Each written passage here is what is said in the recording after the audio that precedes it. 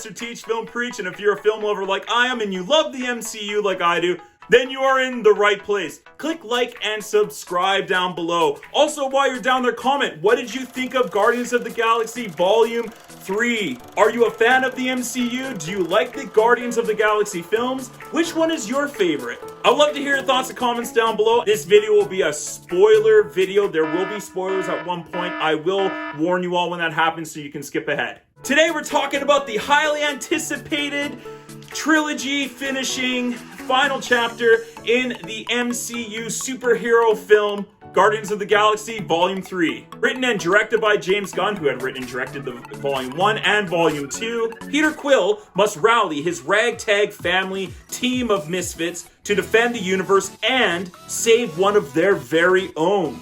A mission that could mean the end of the Guardians of the Galaxy altogether. We have been running our whole lives. Pete, I'm done running.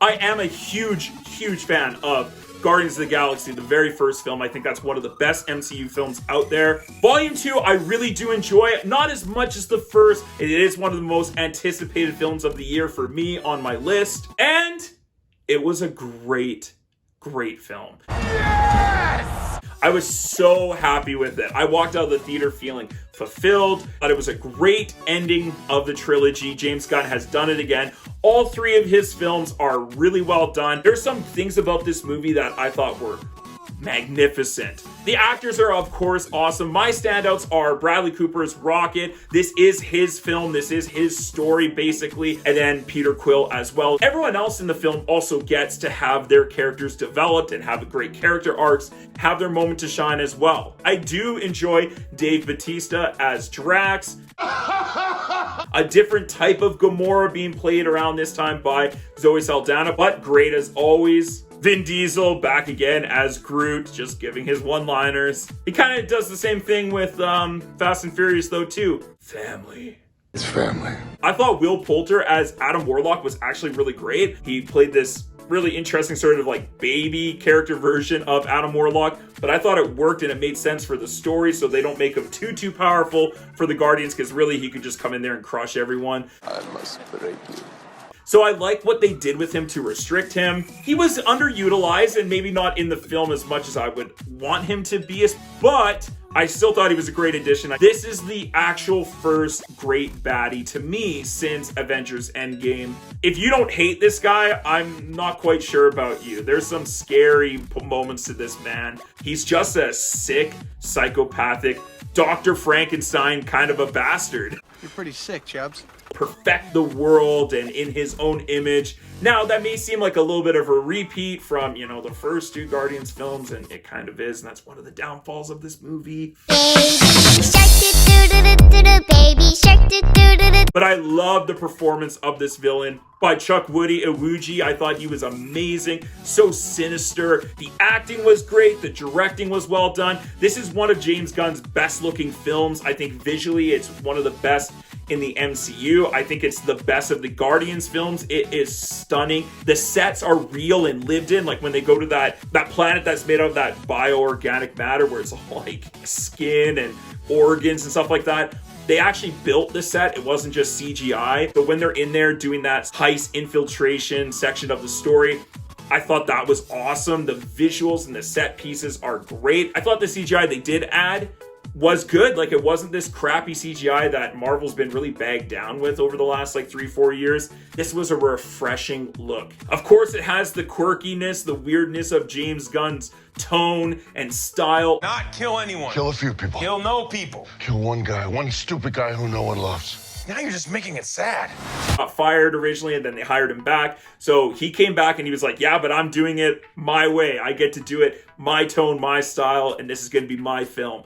My way or the highway. Just such a unique original voice that James Gunn has had throughout this entire trilogy, and this is like the cherry on top of it all. It's a very 70s feel looking sci-fi film that's kind of gritty, grimy, and dark at times, but while still being inspiring and hopeful and bright and beautiful at times as well. And I thought he balanced the visual tones of this film incredibly. This film was so much better streamlined than Guardians of the Galaxy 2. Right from the get-go, we know what's going on, we know who the players are, we know what the story is, what we need to accomplish, what the stakes are. The comedy in this film was mostly pretty good. Knock it off! What?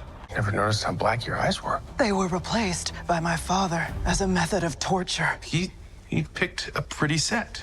There were some scenes where I did laugh out loud and it was funny, and then there were times where it was way too much James Gunn just being like, yeah, here's my humor, here it is. Very much like on the nose, in your face humor. Nail on the head. That works, but then at times where it hit a total flat note.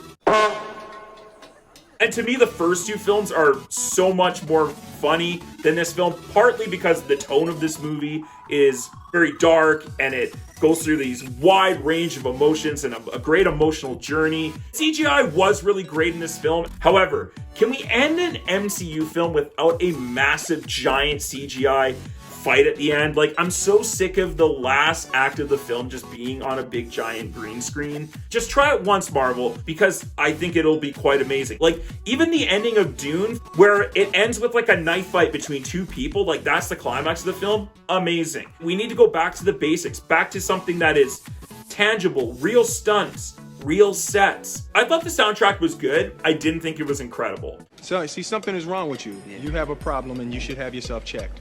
The first film is one of the best soundtracks of a movie maybe ever. This film, some of the choices, I was like, No Sleep Till Brooklyn by the Beastie Boys, again in a film. If you have any requests, shout them out. Play that same song. All right, same song. Here we go. I love the Beastie Boys. I'm a fan. But their music is just in too many movies. Puts in Creep by Radiohead at the beginning song choice of this movie, and I get that he's trying to set like a darker tone, but man, oh man, I didn't like the tone of the opening scene of this film, I guess, compared to the other two. Maybe 2-3 great songs in this film that I thought worked with the movie. This movie had me tearing up multiple times.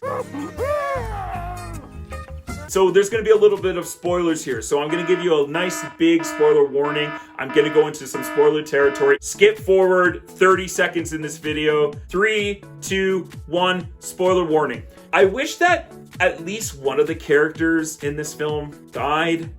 Like one of our Guardians passed. And not that you need to have that, but I thought it just made sense. There was a lot of things that led to it that I was like, yes. And then it was like the rug was pulled out from under us. No, just kidding. We're keeping everyone alive. But then in like second Guardians film, they actually do sacrifice characters. So I thought it was a really weird decision to like not fully pull the trigger. It kind of made me go, oh, that was kind of cheap. Especially compared to how the first two films go, where they're so lighthearted and fun.